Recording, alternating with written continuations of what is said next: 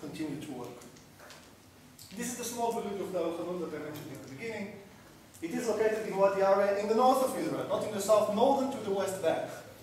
You see here a small map of the western parts of Wadi Ara. You see the big town of al-Fahim, an Arab town. The green areas are Arab cities. It is a traditional area of Arab Palestinian population in the north of Israel between the West Bank and the Galilee.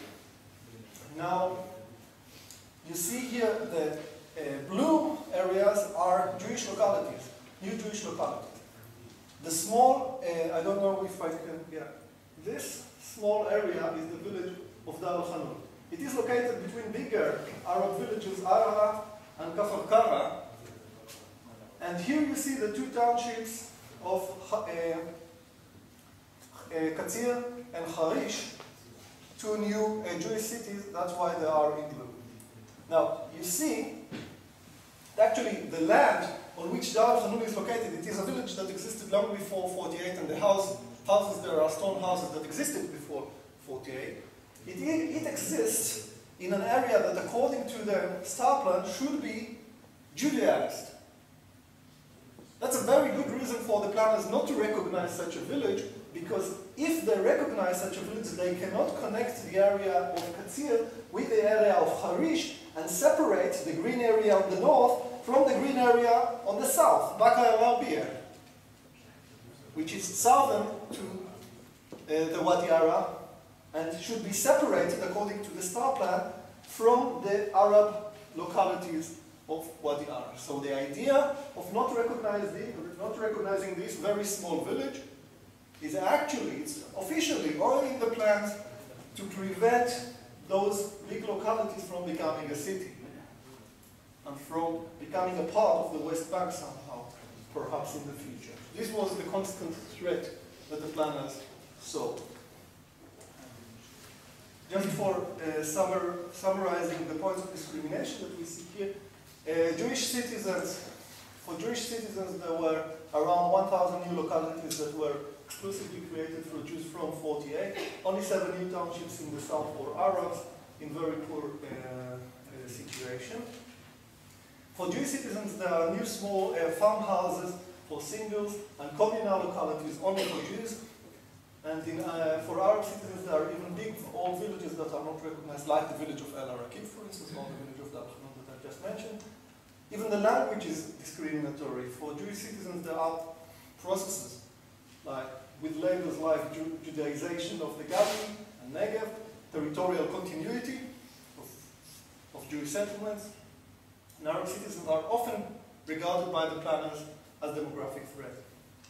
There is no unrecognized Jewish locality in Israel. There are almost 10% of the Arab population lives in unrecognized villages.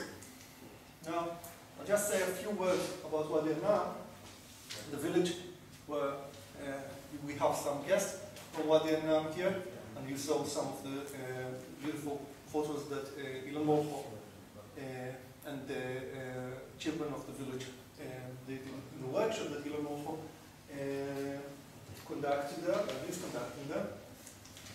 Wadi Annam has more than 5,000 inhabitants, more than 2,000 children these days. It's a very long village, it's 10 kilometers long, 10 kilometers south into Beersheba.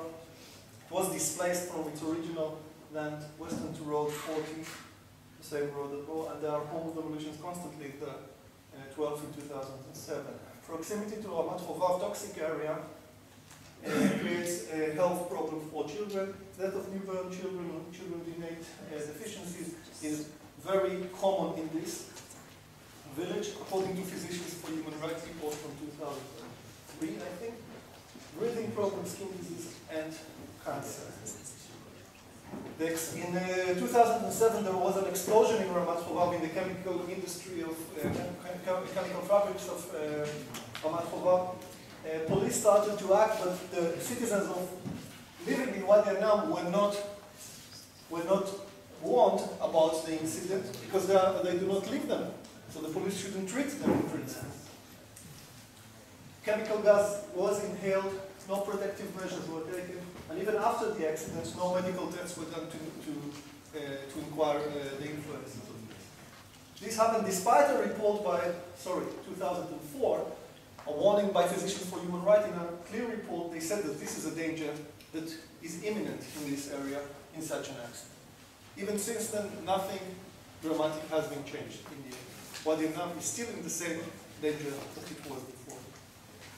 I would like to thank you, and then we will see some, here you see some children from Dar al-Khanun in the upper, and below it's family from Wadi al-Nam. Maybe some of you would recognize it. I would like to thank you again, and now I hope we can see 10 minutes of an older film that gives a somewhat different introduction to the problem of the Araqib military.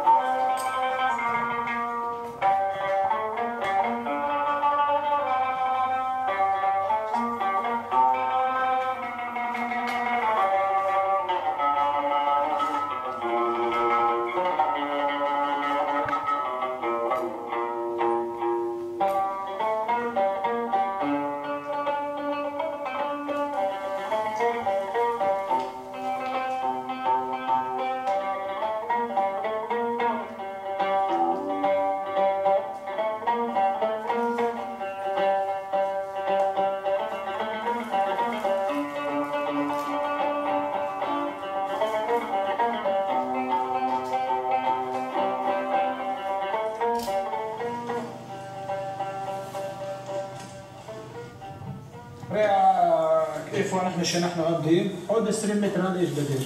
מסביב לכולה יישוב. למה מה עשו את זה? מה? אין גדר, שמו גדר של ברות. בשביל מה?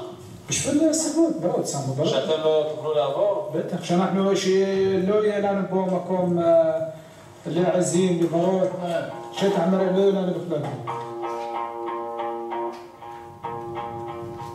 הנה המים בפנים בתוך המגרש, זה של עזים של ברות.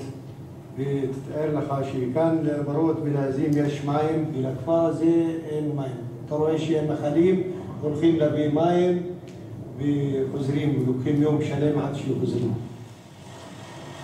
הילדים מסתכלים שיש לעזים לברות מים, והצינור עובד על יד הכפר, ולמה לנו אין? אז מה אני אגיד לנו? מה אני אגיד?